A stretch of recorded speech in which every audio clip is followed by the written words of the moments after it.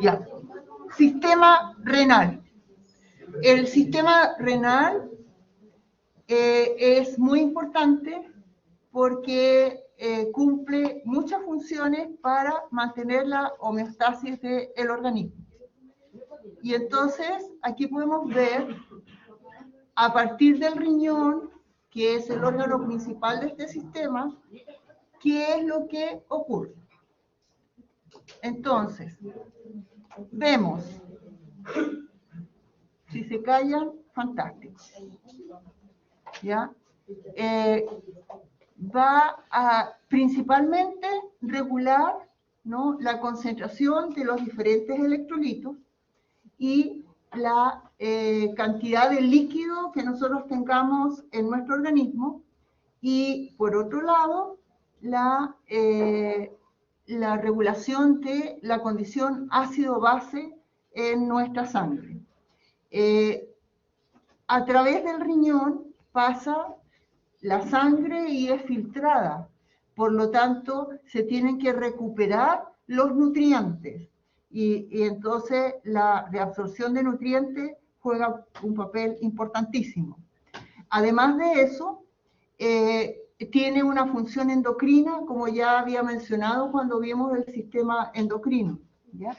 Y en la condición endocrina está relacionada con la síntesis de, el control, mejor dicho, de los glóbulos rojos en la sangre, el control de el calcio en la sangre, y va a liberar dos enzimas importantes: la renina, que va a estar relacionada con el control de la presión arterial, y la calicreína, que está relacionada con el calcio. Bueno, entonces vamos a ver en detalle. Para regular la concentración de potasio y sodio, se juegan dos hormonas un papel importante. ¿Cuáles son esas hormonas? Ustedes las conocen, díganmelas. ¿Ya? La aldosterona ahí. La vasopresina, muy bien. Entonces, la vasopresina ya sabemos que la libera el hipotálamo. O sea, la sintetiza el hipotálamo y la libera la hipófisis. La aldosterona tiene que ser liberada por las glándulas suprarrenales, pero para que se pueda liberar esta hormona es necesario el trabajo de enzimas, y entonces el riñón va a liberar la renina, y ahí comienza todo el proceso hasta que se forman las aldosteronas que ya ustedes conocen. Entonces la aldosterona va a modificar la expresión, la secreción, la excreción, que le dije expresión, la excreción del potasio y la reabsorción de sodio. Entonces, lo que va a hacer es se va a liberar más potasio por acción de ella, y se va a reabsorber más sodio por acción de ella. Y como consecuencia de eso, se va a acumular, se va a reabsorber más agua, y eso va a permitir el aumento de la presión arterial, porque esta hormona trabaja cuando la presión arterial baja mucho. Con respecto al equilibrio ácido-base, lo importante del riñón, que lo vamos a ver en detalle, va a permitir reabsorber y producir el ion bicarbonato. Y entonces de esa forma se va a regular la condición ácido-base en el organismo. Dime. ¿Qué función cumple el ion bicarbonato? ¿El ion bicarbonato? Sí, El iobicarbonato va a permitir que se pueda absorber los hidrogeniones, como consecuencia de eso sube el pH y se reduce la acidez de la sangre. Ya lo vamos a ver en detalle. ¿Ya? Ahora, por otro lado, a través de la excreción de orina, el riñón va a permitir que se libere. Es la única forma que nosotros podemos liberar, no los metabolitos nitrogenados, que si se acumulan en nuestro cuerpo son nocivos. ¿Ya? Y por supuesto, otros compuestos tóxicos. Debido a la regulación de los electrolitos, y entonces vamos a regular la composición y volumen del líquido extracelular. Con respecto a regular la osmolaridad plasmática y el volumen circulante efectivo, entonces vamos a ver que modifica la concentración de solutos y osmóticamente activo en el líquido extracelular.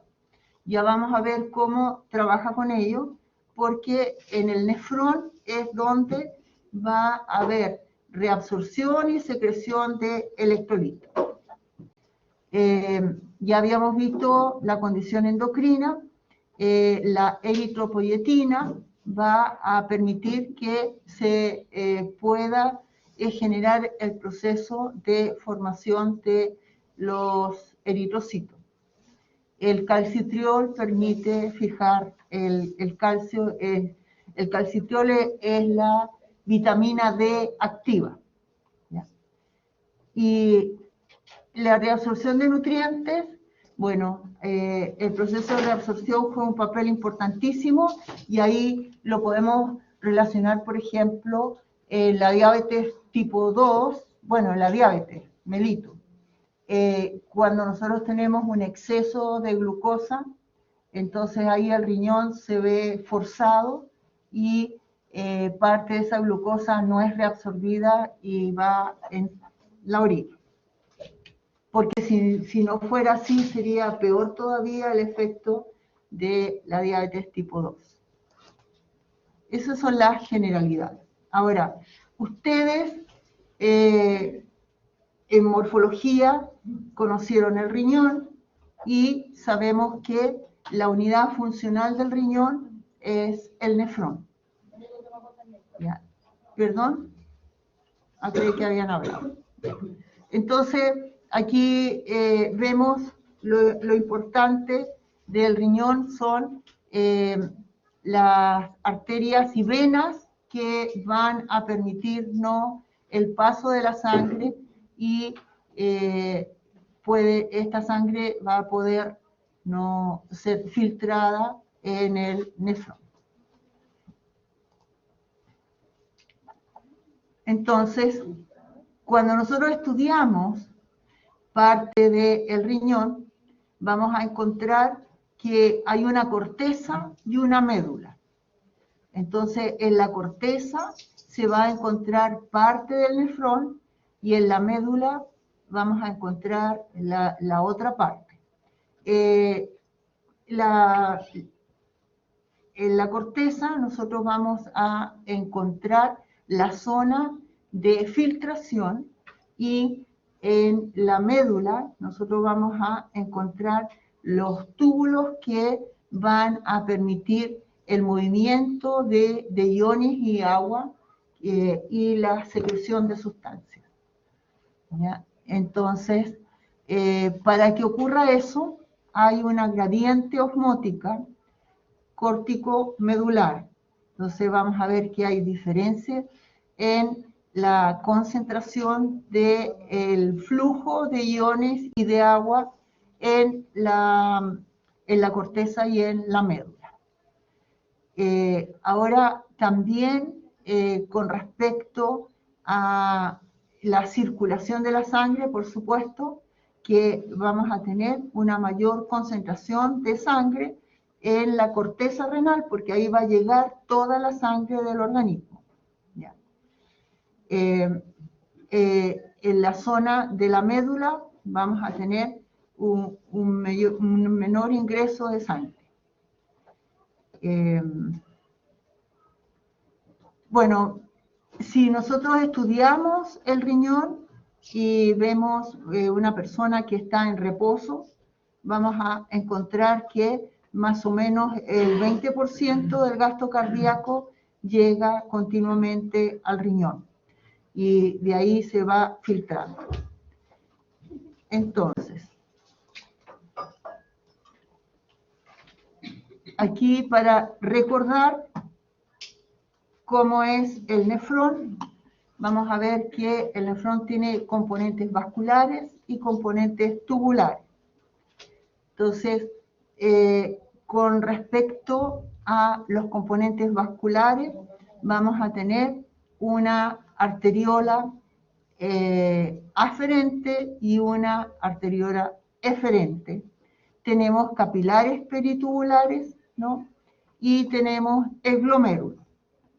El glomérulo va a estar constituido de capilares fenestrados. ¿Qué significa eso?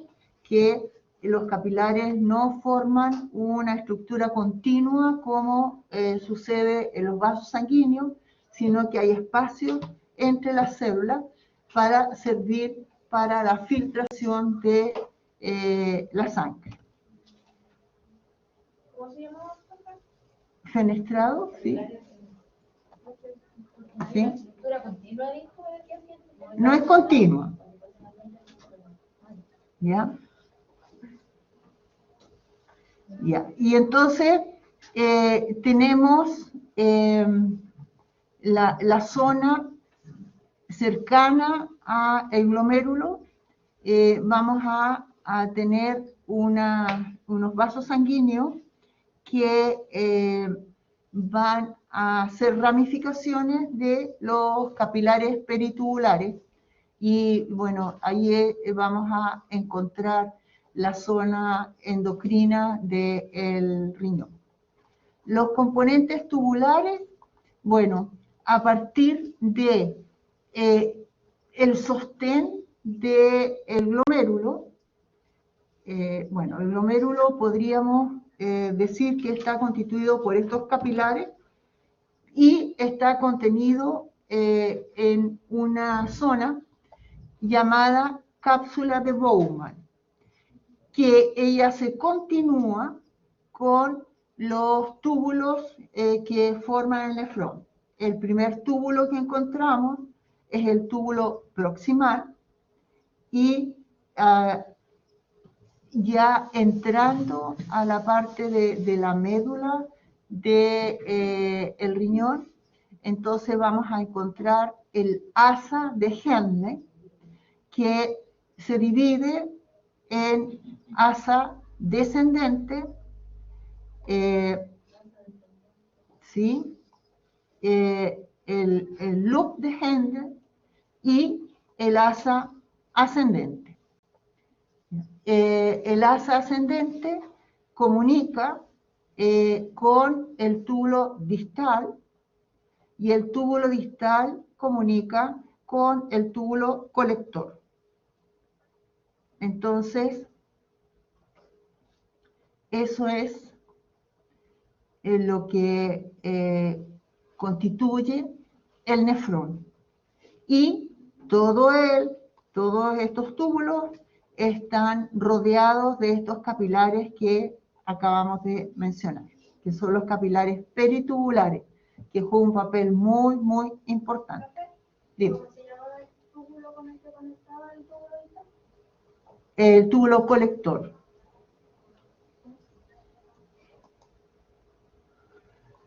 Cuando nosotros estudiamos cómo están constituidos estos túbulos, entonces vamos a ver que hay variación en las células que lo conforman y el lumen que tienen estos túbulos, ¿ya?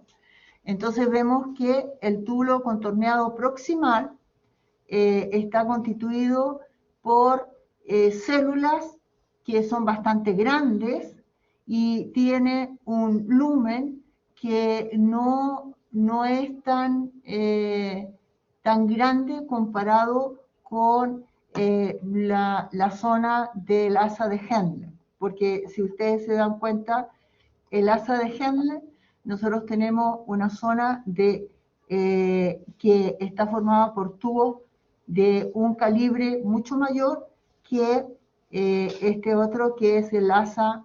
Ay, yo estoy mostrando y creo que estoy mostrando y no muestro nada. Ya, aquí.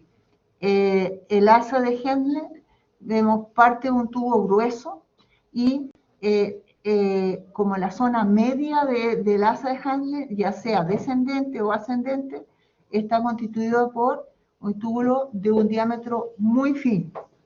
¿Ya? Entonces, el túbulo contorneado proximal va a tener un lumen similar a la zona fina del asa de Henle. Y vemos, por ejemplo, el túbulo contorneado distal ya tiene un lumen un poquito mayor, las células son bastante grandes también, y el segmento ascendente del asa de Henle, ya las células son tienen menos volumen y tienen un diámetro, el tubo, mucho mayor. Y el segmento delgado está formado por una capa de células muy, muy, muy finita. Volvemos entonces al conducto colector, que es el último conducto donde va a pasar ya la orina formada y está constituido por igual células bastante grandes y un lumen que es mediano con respecto a los otros túbulos. Aquí nosotros tenemos el glomérulo y podemos ver los capilares que constituyen esta parte donde va a ocurrir la filtración de la sangre. Y entonces vamos a ver que hay una entrada de sangre, pasa por todos los capilares y después tenemos una zona por donde sigue la sangre su curso, después de ser filtrada. ¿Cómo se llamaba por donde pasaba la orina formada? El túbulo colector. Entonces, aquí tenemos la zona más importante del nefrón, que es la zona donde va a ocurrir la filtración. ¿Ya?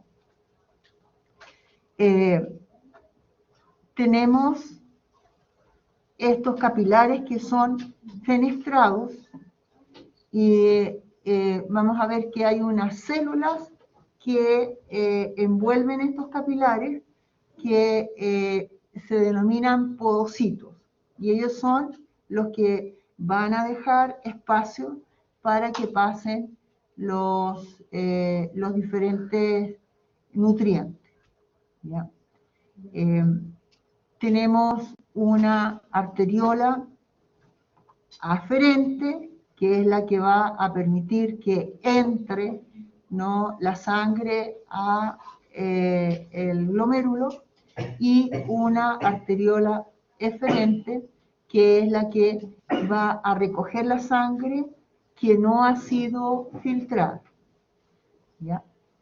Entonces, aquí vemos en detalle, ¿no?, cómo los podocitos dejan el espacio para que pueda pasar la sangre a través de él. ¿Ya? Entonces, aquí tenemos el espacio entre las células que conforman los capilares, ¿no? Y este es el espacio que dejan los podocitos. ¿Por ahí es donde pasaba la sangre? Ahí pasa la sangre, ¿sí? ¿Profe?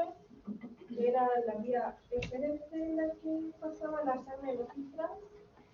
En la vía aferente es la que lleva la sangre para que se filtre, y la vía eferente recoge la sangre una vez filtrada. ¿En qué sentido? Cuidado con eso. A ver, es como nosotros pensemos en un colador y nosotros vamos a tener un tubo que va a depositar en ese colador su contenido. Y entonces vamos a recibir en un recipiente todo lo que se ha filtrado. Y lo que no se ha filtrado lo vamos a recoger en otro tubo para que continúe, en este caso, por el organismo. ¿Sí?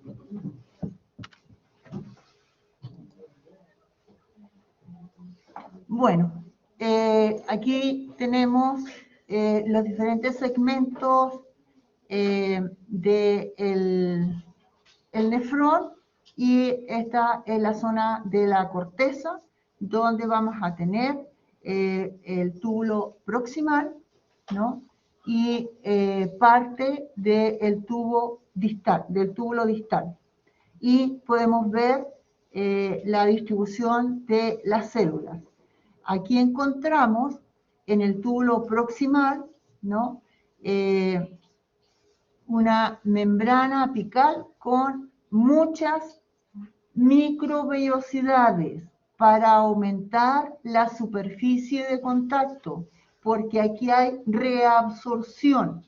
Entonces, cuando nosotros pensábamos, no, verdad que no hemos visto sistema digestivo, pero igual lo hemos hablado, la absorción de nutrientes en el sistema digestivo está dada en el intestino delgado, donde tenemos células con microvellosidades, que aumenta la superficie de contacto de la membrana. En este caso, el túbulo proximal está formado con células con microvellosidades para la reabsorción de nutrientes, porque, piensen ustedes, todos los aminoácidos, todos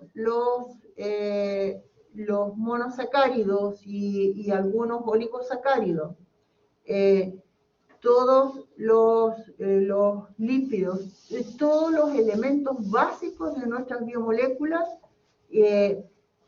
van a tener que ser filtrados.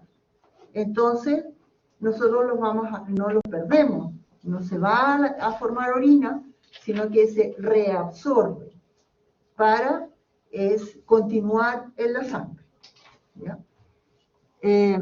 Entonces, después, si nosotros vamos a nivel de la médula, entonces vamos a tener el asa descendente, que no tiene muchas microvellosidades y es muy permeable al agua.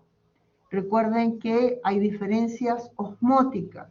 Entonces, en esta zona, en la zona del asa de Henle descendente, vamos a tener una permeabilidad muy grande al agua. En el asa ascendente, entonces hay muy pocas microvellosidades y aquí no hay permeabilidad al agua, ¿ya? Y se arrastra sodio, que es lo más importante. En el caso de el túbulo distal, vamos a encontrar algunas vellosidades y aquí va a ocurrir el proceso de cotransporte de sodio y cloro. ¿Se acuerdan lo que es el cotransporte? ¿En dónde? En el túbulo distal, ¿ya? Y de sodio y calcio, ¿ya? ¿Calcio o cloro? ¿Perdón? ¿Calcio o cloro? Los dos. Lo que pasa es que sodio y cloro es cotransporte y en sentido contrario, y el sin porte de sodio y calcio. Es impermeable al agua. ¿El distal? El distal, sí. En la zona del túbulo colector vamos a encontrar también impermeabilidad al agua y hay sin porte de sodio y calcio. Y vamos a ver que hay transporte ácido básico, ácido base y potasio.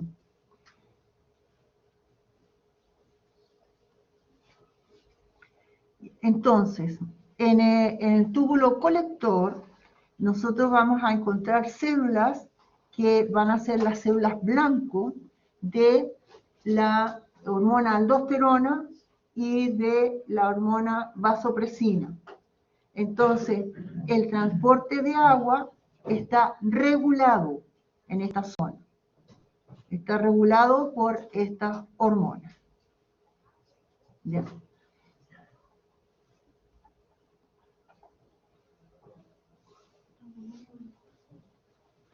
Entonces tenemos una zona que corresponde al túbulo distal que contacta con los vasos del glomérulo. Esa zona se llama mácula densa. Y allí vamos a encontrar, aquí, las células que van a ser sensibles a las modificaciones de los iones en la sangre. Entonces, en este caso, son sensibles al filtrado de sodio y regulan la secreción de la renina porque estas células constituyen el aparato yuxtaglomerular, que es la parte endocrina del nefrón. La renina, sí. ¿Ah? ¿Qué regula? ¿Perdón? ¿Y qué regula? Regula, en esta zona, nosotros vamos a poder ser sensibles, ¿no?, a las concentraciones de sodio en sangre. Y como consecuencia de eso, cuando se baja la presión sanguínea, entonces estas células detectan la falta de sodio en sangre y entonces estimulan, ¿no?, la producción de la hormona antidiurética y el mecanismo para generar la aldosterona. Por eso, el mecanismo para generar la aldosterona se genera a partir de la producción de renina. Y la renina es la enzima que inicia todo el proceso.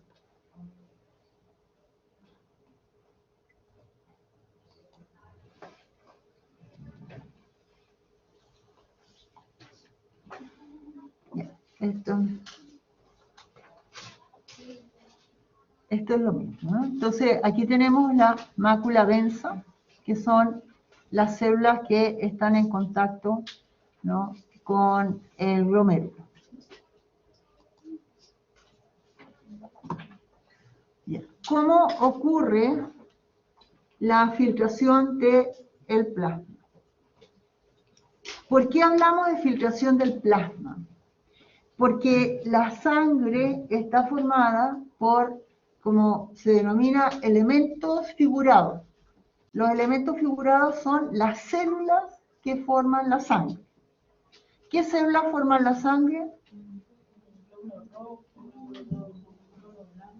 Glóbulos rojos, glóbulos blancos.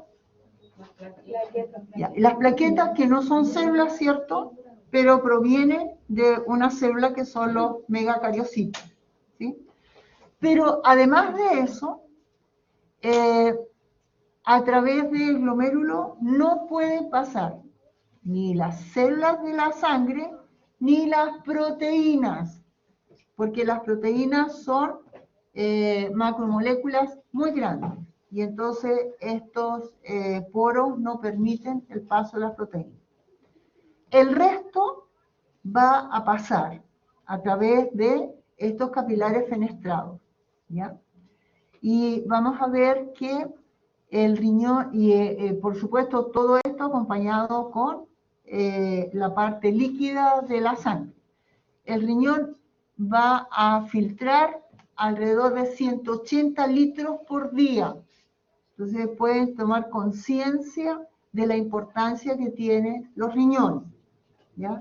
¿Qué ocurre cuando hay un problema de filtración en riñones? O sea que cuando una persona solamente tiene un riñón, tiene problemas con la filtración de la sangre.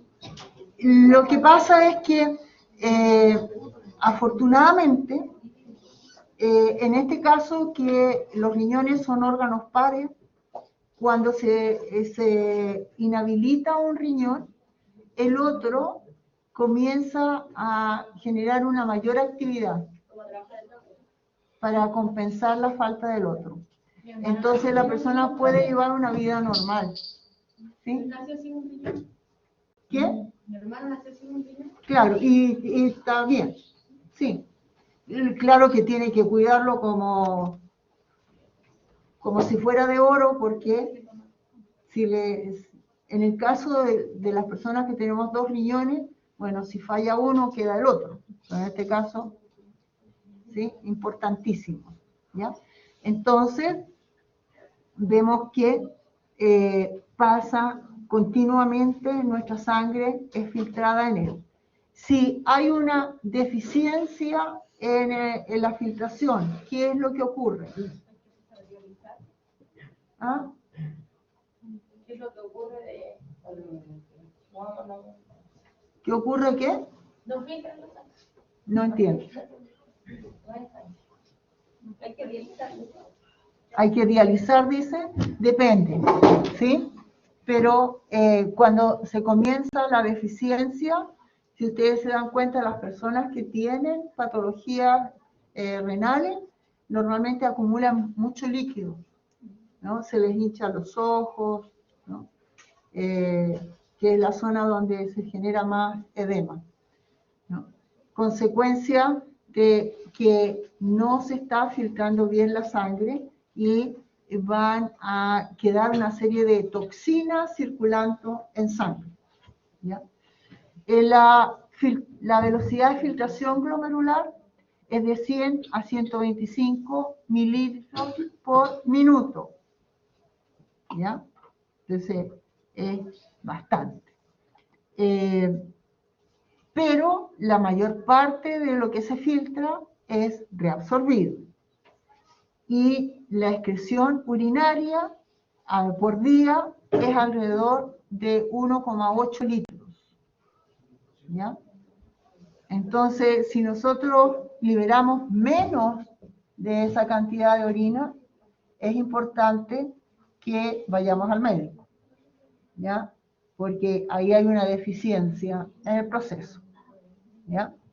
Importante, el volumen de líquido que nosotros incorporamos a nuestro cuerpo es el mismo volumen que nosotros vamos a eliminar de nuestro cuerpo. Se tiene que estar manteniendo eso en circulación. Por eso es muy importante, ¿no?, que nosotros nos hidratemos bien. ¿Qué pasa si no nos hidratamos bien? Vamos a tener el volumen de pérdida superior al de ganancias. ¿Por qué cuando uno bebe como menos agua la orina es como más oscura? Sí, porque se concentra, eliminas menos agua a través de la orina. ¿Se deshidrata y se mantiene más líquido en el cuerpo? Claro, por los mecanismos homeostáticos, sí, por supuesto. Y entonces ahí el riñón está trabajando forzadamente. Por eso es importante que nos hidratemos bien y que nuestra orina siempre sea clara. Cuando la orina está oscura, entonces hay que tomar cartas en el asunto.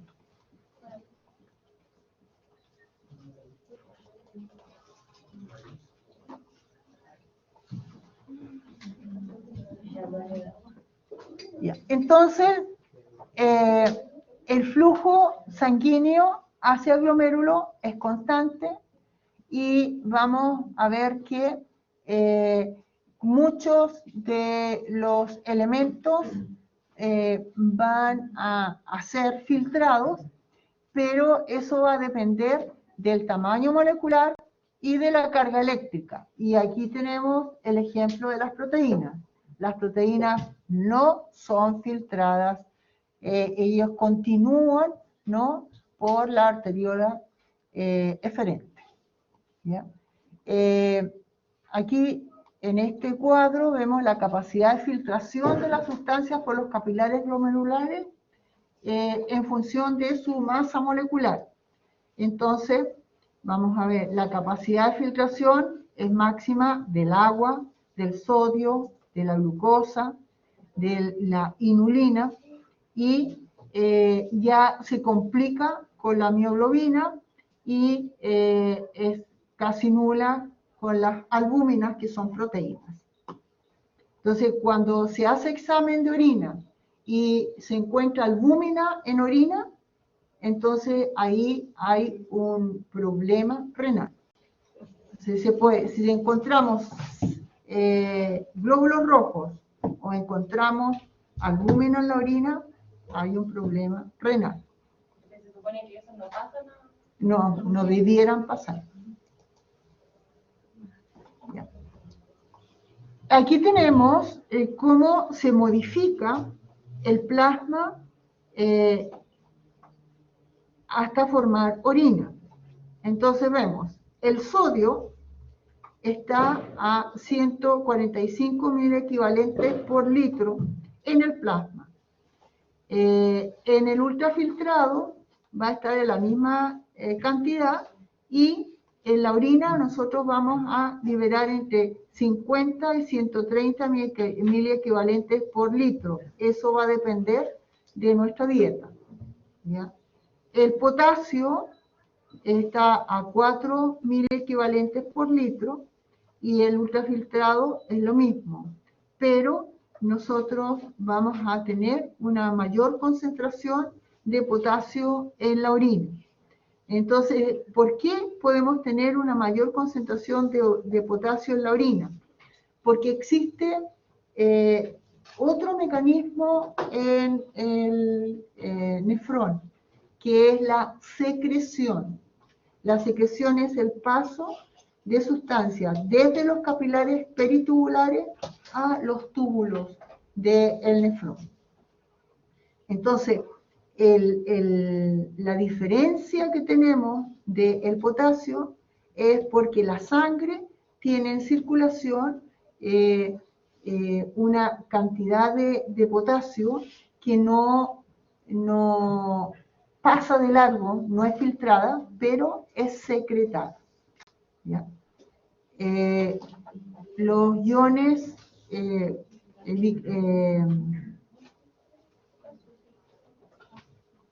nitrogenados, vamos a tener que todos ellos se van a eliminar completamente, el 100% se elimina.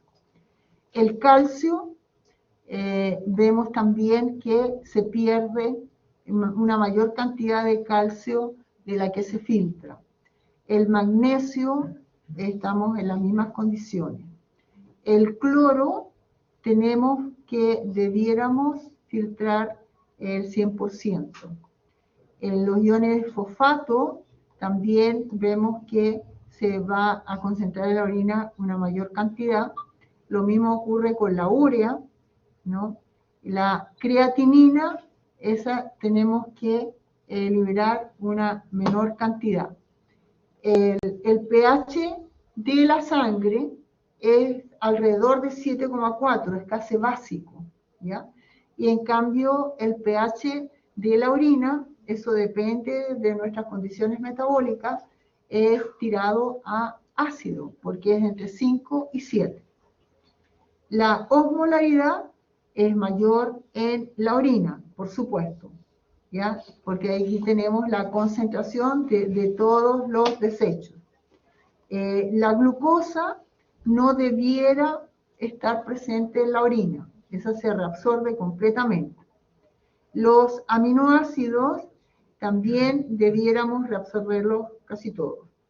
Las proteínas no pasan a formar parte de la orina, y los eritrocitos tampoco, aunque a veces pasan algunos, y no es patológico. ¿Profe? Dime. Entonces, ¿los diabéticos puede haber presencia de azúcar en la orina? ¿O no? Por supuesto, siempre hay. Cuando se sospecha que una persona es diabética, se le hace estudios de orina, además de la sangre. Y resulta que nosotros tenemos una capacidad de filtración en el nefrón que tiene un límite. Entonces, en el caso del diabético, nosotros tenemos una mayor cantidad de glucosa que se está filtrando, pero esa glucosa no puede ser reabsorbida en el 100%. Y como consecuencia de eso, va a formar parte de la orina. ¿Sí? Y por eso es, ¿qué ocurre con los diabéticos? ¿Cuáles son los órganos más sensibles por efecto de la enfermedad? Los riñones. Si un diabético no se cuida, cae en diálisis. Y los ojos, ¿no? Porque los ojos tienen vasos sanguíneos que son muy finitos y la sangre del diabético es muy densa. Entonces tiene mucha dificultad para circular y llegar bien a los ojos.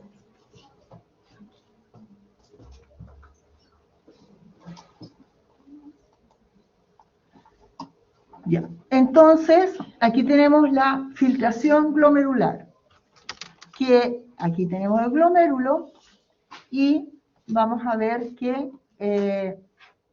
va a entrar, ¿no?, el 100% del plasma y por la arteriola aferente ocurre la filtración y entonces en el caso de los capilares peritubulares, aquí en el túbulo proximal, el 20% del volumen de plasma se filtra, ¿ya? Y el 19% del volumen del plasma es reabsorbido, o sea, casi todo lo que se filtra, ¿ya? Entonces, vamos a ver que este va a entrar, ¿no?, a la circulación del organismo. Y el menos del 1% del volumen de plasma se excreta al medio exterior, porque ¿cuántos litros pasan por los glomérulos? 180 litros, ¿ya? Entonces, parte de esto se tiene que eliminar. Solamente se excreta alrededor del 1%.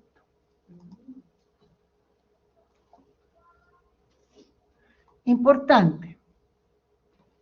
La filtración se va a realizar a través de transporte pasivo. ¿Qué significa eso? A favor de Va a favor de la gradiente sin gasto de energía biológica, ¿ya? Entonces vamos a ver que van a presentarse diferentes tipos de presión. La presión hidrostática, o sea, la presión que ejerce el agua del glomérulo en el corpúsculo renal, es de más de 55 milímetros de mercurio. La presión colidosmótica, ¿cuál es? Es la presión que ejerce las proteínas para evitar la pérdida de agua. Es de menos de 30 milímetros de mercurio. La presión hidrostática de los intersticios, o sea, los espacios que hay entre las células, es de menos de 15 milímetros de mercurio, ¿ya? Y la presión hidrostática en la cápsula es de 0. Entonces, la presión total es de más de 10 milímetros de mercurio. Entonces, de esa forma, puede lo que se ha filtrado trasladarse a través de los túbulos.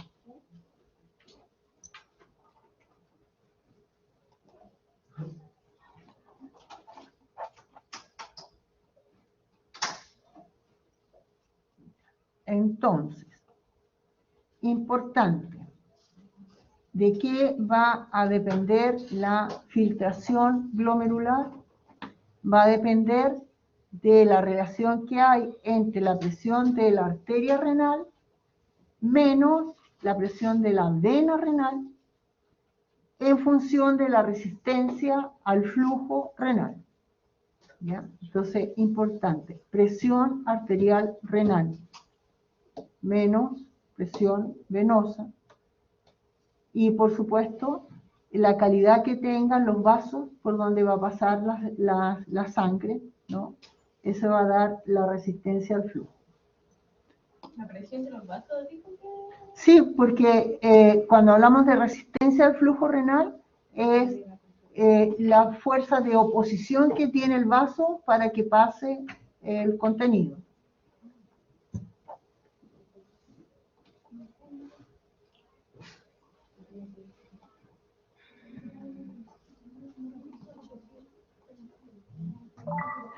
Hay variaciones de presión, pero estas variaciones van a compensarse porque vamos a tener un flujo de sangre constante.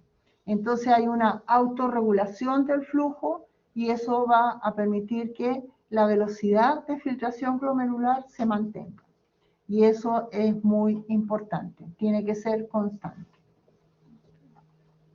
Y bueno, aquí tenemos el flujo del plasma renal y la velocidad,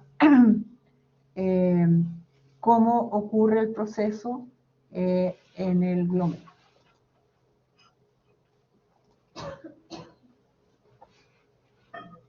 ¿Qué ocurre en el nefrón? No solamente ocurre filtración.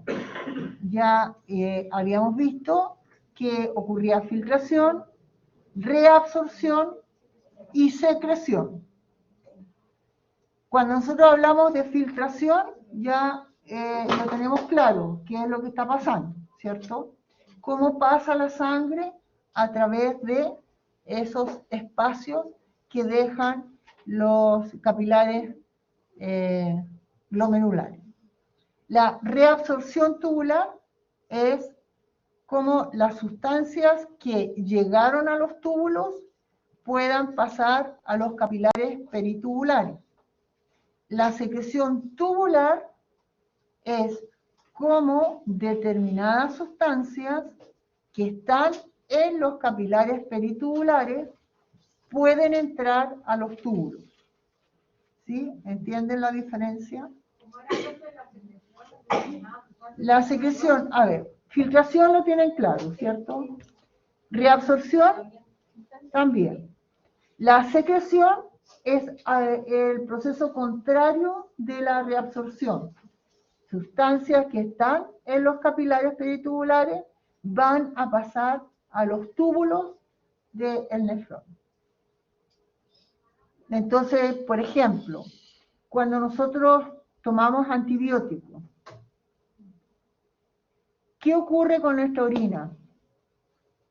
Que cuando una persona toma antibiótico y va al baño, y uno va al baño después, olor a antibiótico, porque ha habido secreción tubular. Nosotros, cuando consumimos antibióticos, vamos a consumir una mayor cantidad, una mayor dosis de lo que necesitamos, porque parte de ello va a ser secretado. ¿Sí? ¿Ya? Entonces, todas aquellas sustancias que son tóxicas para el organismo y no fueron filtradas, entonces a través de los capilares peritubulares son secretadas y nosotros podemos eliminarlas en la orina. ¿Sí? ¿Queda claro el proceso? ¿Antibióticos que dañan al riñón? ¿Perdón? Entonces, ¿puede haber antibióticos que dañan al riñón? No entendí nada, solamente entendí los antibióticos. ¿Y hay antibióticos que dañan el riñón? Todos los antibióticos dañan. Todos, no hay. Todos los antibióticos son tóxicos. Todas las drogas que nosotros consumimos, que son los remedios, no son parte de nuestro cuerpo. Por lo tanto, nosotros tendríamos que eliminarlas, ¿no?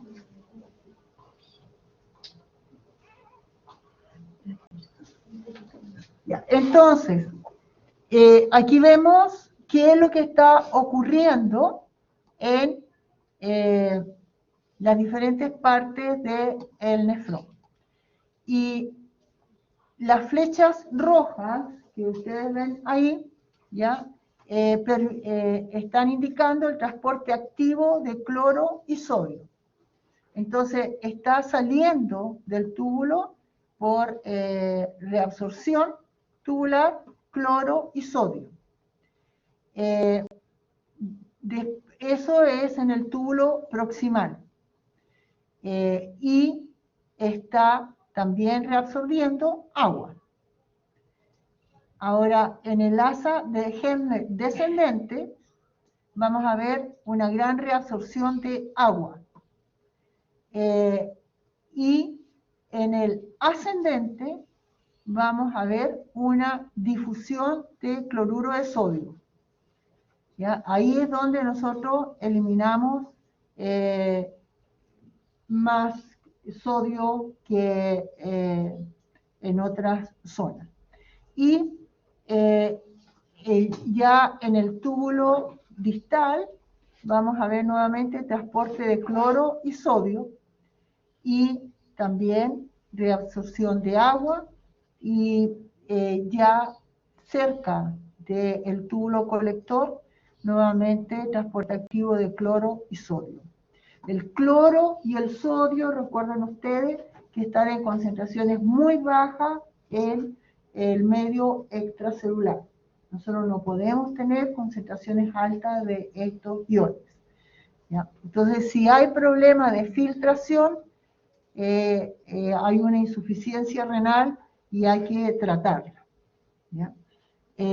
Entonces, vemos cómo es la condición de la osmolaridad en las diferentes partes de los túbulos del nefrón.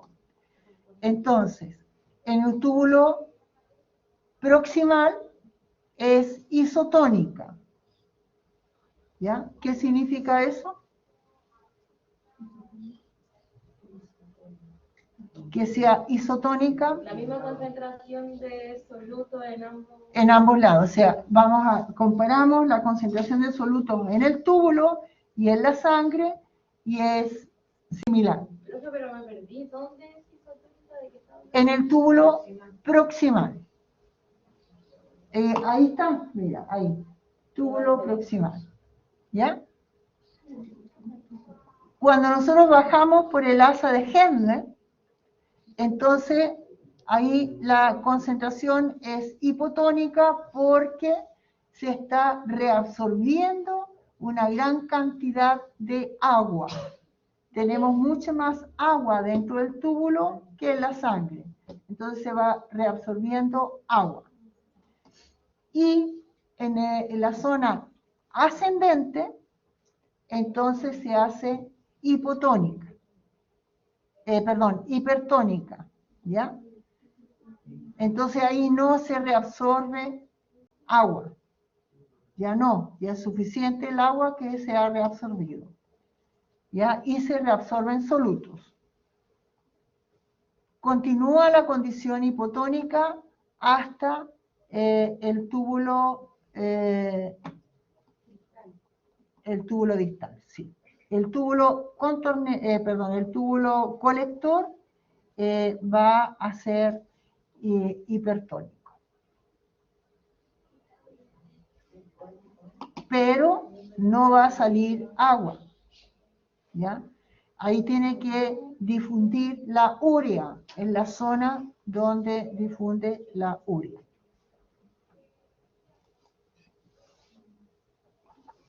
¿Ya?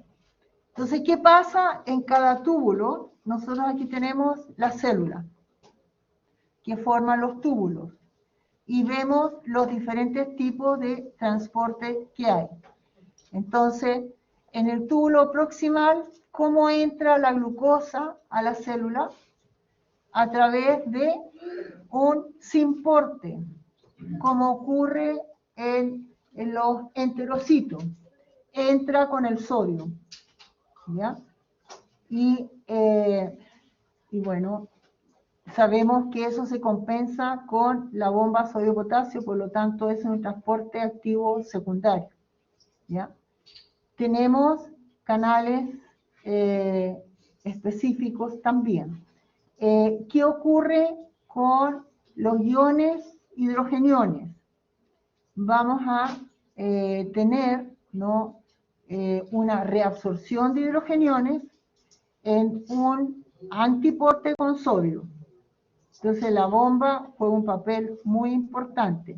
De esa forma, nosotros podemos controlar la condición ácido-base de la sangre. ¿Ya? Para el transporte De hidrogeniones. Claro, ¿qué pasa con los hidrogeniones? Si nosotros tenemos altas concentraciones de hidrogeniones, ¿qué ocurre? Tenemos un pH muy bajo, por lo tanto hay mucha acidez. De cuando hay exceso de hidrogeniones, entonces este sale por antiporte con sodio. ¿Ya? El agua va a filtrarse a través de las uniones entre las células que forman el túbulo. Lo mismo va a ocurrir con el sodio y el cloro. Y por otro lado, va a ser reabsorbido, va a ser secretado el sodio, ¿ya? En función del cloro que entre.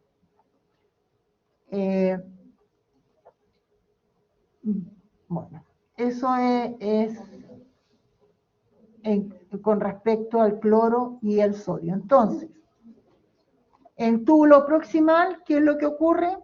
Hay reabsorción de sodio, cloro, bicarbonato, calcio, potasio, magnesio, iones fosfato, glucosa, aminoácidos y agua. Hay secreción de aniones y cationes, ¿ya? O sea, de diferentes iones. ¿Cuáles son los iones que se secretan?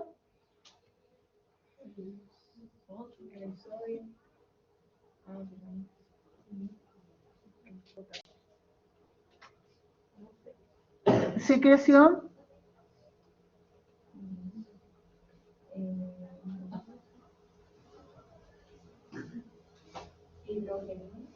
Los hidrogeniones. Ahí vemos los hidrogeniones que se están secretando, ¿cierto? Secreción de sodio también tenemos ahí, ¿sí? Ya.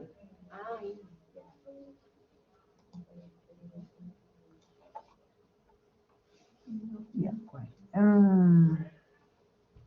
Bueno, esto es lo mismo.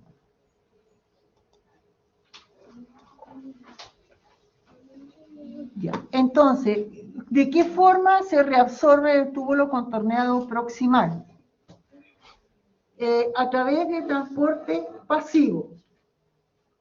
Entonces ahí están las células que tienen las microvellosidades y a través de transportadores de sodio se va reabsorbiendo el sodio. El transporte activo a través de la bomba sodio-potasio ATPasa en las membranas vasolaterales, ¿no? Entonces ellos están succionando, ¿no? O sea, están dando la energía suficiente para que pueda entrar más sodio, porque la bomba está sacando sodio de esa célula, ¿sí? ¿Queda claro eso? La zona apical de estas células está constituida por las microvellosidades, donde está entrando el sodio. ¿Pero por qué entra el sodio con fuerza? Porque en la zona basal está la bomba sodio-potasio. ¿Qué hace la bomba sodio-potasio? Saca sodio, ¿cierto? Entonces va sacando y entonces el transportador va permitiendo la entrada de sodio. ¿Ya? La reabsorción de nutrientes, dime. Pero no se absorbe solo sodio, ¿cierto? Usted ahora está diciéndolo como lo más importante. Sí, pues estamos hablando expresamente de la reabsorción del sodio. ¿Ya? La reabsorción de nutrientes se tiene que reabsorber el 100% de la glucosa, los aminoácidos, el ácido láctico y otros metabolitos. ¿Ya? Entonces, cuando hay reabsorción de agua por osmosis en el túbulo proximal, entonces aumenta la presión osmótica y se reabsorben otros electrolitos como potasio, cloro, bicarbonato, urea por difusión pasiva.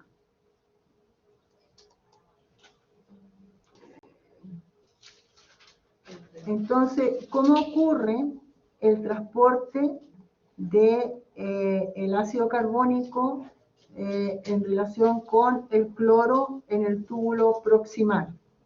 Entonces, aquí tenemos el glomérulo y aquí está entrando los iones de carbonato y el sodio. Entonces, el sodio va a entrar a favor de la gradiente de concentración gracias a la bomba sodio-potasio y se va a secretar protones. Entonces, dentro del túbulo, ¿no?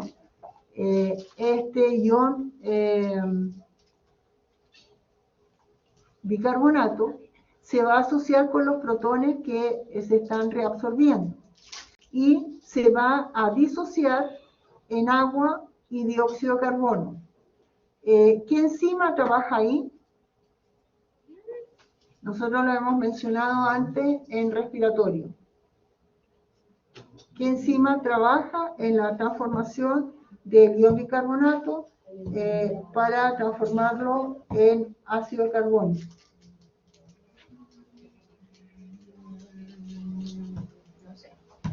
¿Ya? Tienen que ir relacionando las cosas que hemos estudiado. ¿Ya? ¿Qué encima hay? No, pues a ver, díganme. La anidrasa carbónica, ¿sí? ¿Ya? Esa.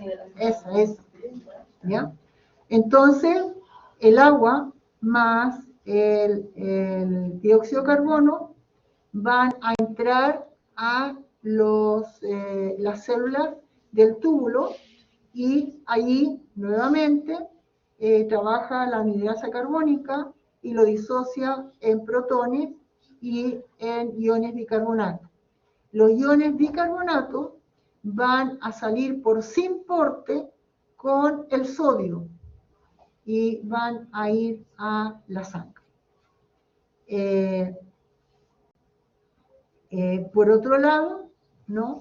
Existe otro sistema donde tenemos que liberar los componentes ricos en nitrógeno, ¿ya? Y entonces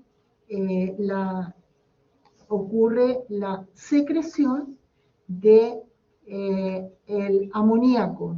Eso ocurre bajo la acción de la glutamina. Entonces, la glutamina va a permitir que se forme, por un lado, el ion bicarbonato y por otro lado, el ion amonio. Y el amonio va a ser secretado y va a entrar por antiporte con sodio. Entonces, entra amonio y va a ser reabsorbido el sodio que va a ir a la sangre.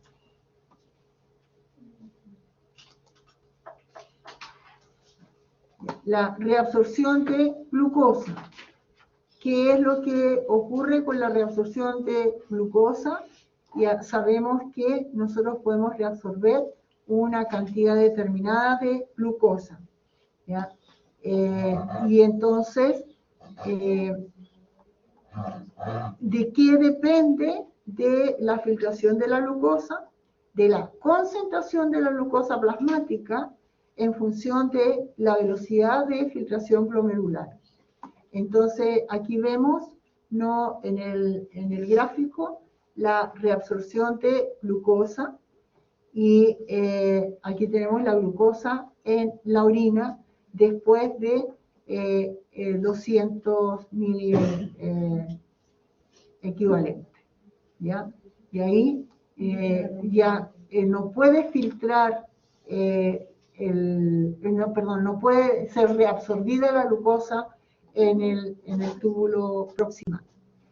Entonces la glucosa entra, como ya habíamos visto, a través de cotransporte con sodio, que está regulado por la bomba sodio-potasio. Y la glucosa va a salir por un transportador específico de glucosa, similar a lo que pasa en el enterocito.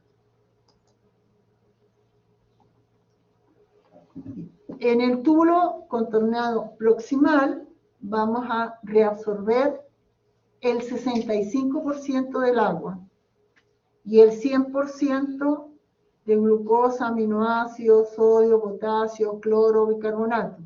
Después van a generarse mecanismos para que haya secreción de aquellos iones que nosotros necesitamos mantener concentraciones más bajas, ¿ya? En el asa de Henle se va a reabsorber el 15% del agua. También se reabsorbe sodio, potasio, cloro y urea. En el túbulo contornado distal se reabsorbe el 10% de agua, también sodio, potasio, cloro y bicarbonato. La aldosterona tiene que trabajar en esta zona para que aumente la reabsorción de sodio y de agua, ¿ya? Y se aumenta la secreción de potasio. Entonces, cuando el túbulo contorneado distal va a tener este mecanismo, cuando baja la presión arterial, ¿ya? El túbulo colector también va a reabsorber agua solamente bajo la acción de la hormona antidiurética, ¿ya?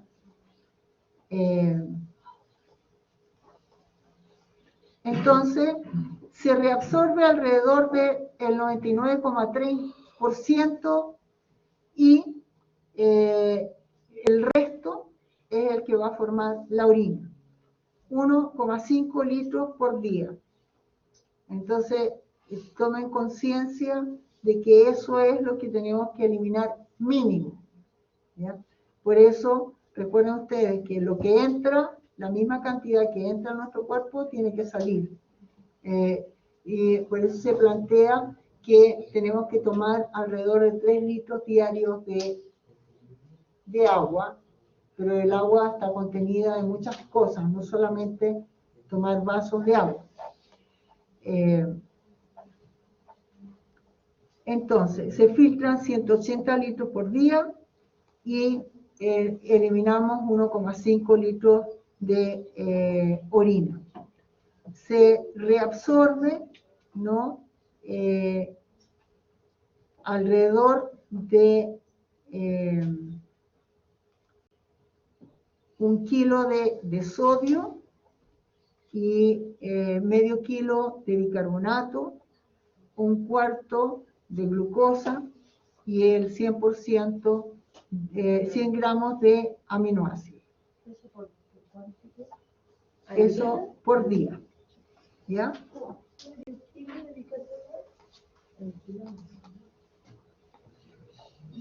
El transporte del asa de Henle, vamos a ver reabsorción que ya habíamos dicho, sodio, cloro, bicarbonato, potasio, calcio, magnesio. Entonces, ¿qué es lo que ocurre? Va a entrar agua, va a entrar sodio, potasio y cloro por en este caso, tenemos un transportador que permite el paso de tres elementos, ¿ya? A través de un simporte. El potasio se secreta, el sodio va también a ser incorporado en un antiporte con los iones hidrogeniones. A la sangre van a llegar potasio a través de su canal de potasio específico, potasio a través de la bomba sodio-potasio y pérdida de sodio, va a entrar sodio a la sangre por la bomba sodio-potasio y se va a perder potasio por la boca. Va a entrar cloro a la sangre, pero se va a secretar cloro en un cotransporte con bicarbonato a través de los espacios entre las células epiteliales. Vamos a reabsorber sodio también. Entonces, dentro de las reabsorciones importantes, sodio, cloro, bicarbonato, potasio, calcio y magnesio. El asa descendente de Henle, ahí vemos que uno de lo que ocurre principalmente es la reabsorción de agua, ¿no? Es permeable el agua y vamos a quedar como el 10% del agua que se filtra ocurre aquí en esta zona. Entonces, aquí va a ocurrir un mecanismo de contracorriente, ¿ya? Esto ocurre para concentrar la orina y evitar la pérdida excesiva de agua de nuestro cuerpo, ¿ya? Por eso es que hay diferencia de permeabilidad en las ramas del asa de Henle. ¿Dónde el asa de Henle es impermeable al agua?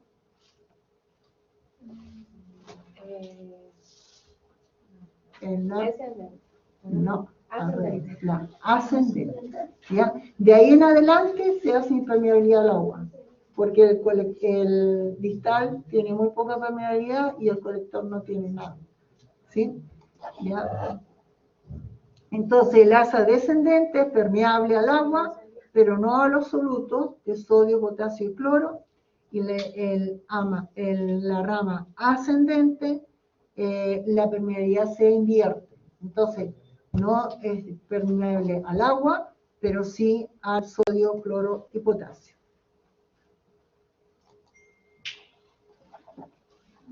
Entonces aquí tenemos lo mismo, el asa, ¿ya? Y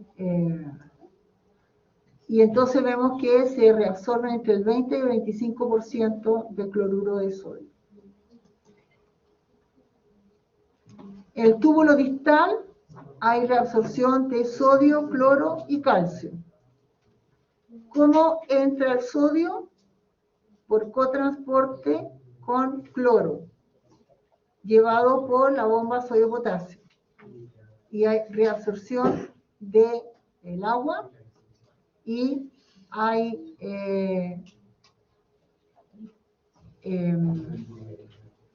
liberación hacia la sangre de cloro. En el túbulo colector solamente se va a reabsorber agua por acción de la hormona antidiurética y hay reabsorción de sodio y cloro y secreción de potasio. En las células, en los espacios entre las células va a haber reabsorción de cloro y secreción de iones bicarbonato o hidrogeniones, ¿ya? Para poder regular las condiciones de acidez y basicidad del organismo.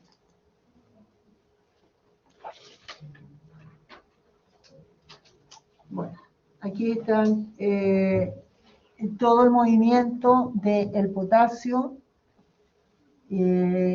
bajo la acción, el potasio y el agua bajo la acción de la aldosterona. Entonces, ¿qué es lo que hace la aldosterona? ¿Qué origen tiene la aldosterona?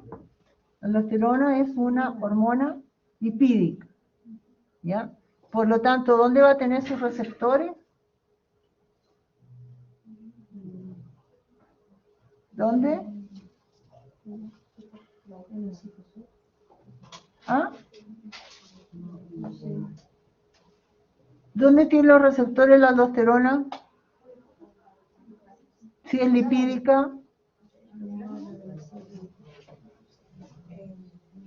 Están rezando, yo no escucho. Dígame fuerte. ¿Dónde? En el citoplasma, justamente. Y ahí está indicado, en el citoplasma. ¿Ya? Entonces, ¿cuál va a ser el receptor de la aldosterona? Un factor de transcripción. ¿Qué hacen los factores de transcripción? ¿Ah? Activan genes. ¿Ya? Genes. Y entonces se va a formar los ARN mensajeros que van a permitir que se formen las proteínas que van a ser canales iónicos. Entonces, estos canales iónicos van a permitir que se secrete el potasio y se reabsorba sodio. ¿Ya? Entonces, consecuencia de eso, si en la sangre tenemos más sodio, ¿qué va a pasar? ¿Ah? Si tenemos más sodio, ¿qué tiene que pasar? ¿Por qué sube la presión? Eso, muy bien. Entonces, en las células del túbulo colector, bajo la acción del aldosterona, de la hormona antidiurética, se va a permitir la reabsorción de agua, que antes no ocurría, y por otro lado, la aldosterona va a permitir que se secrete potasio y se reabsorba sodio. Y de esa forma se regula la presión arterial. ¿Ya?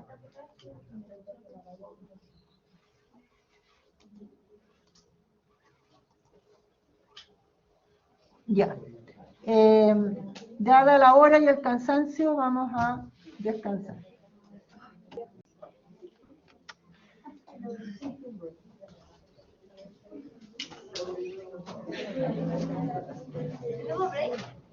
Sí.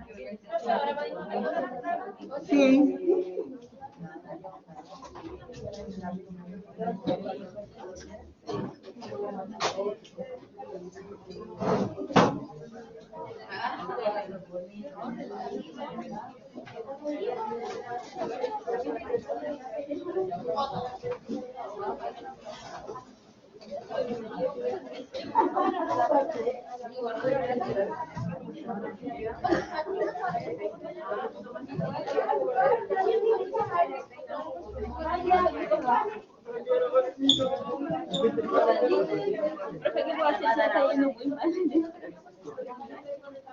¿Corta la alternativa, profe?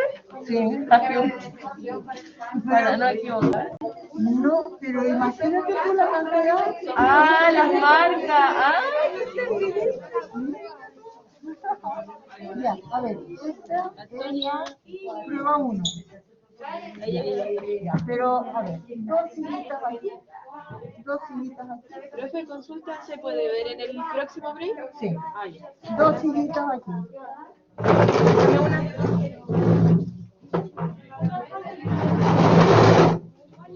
No sé si grabando. Ay, sí. Cuéntamelo así.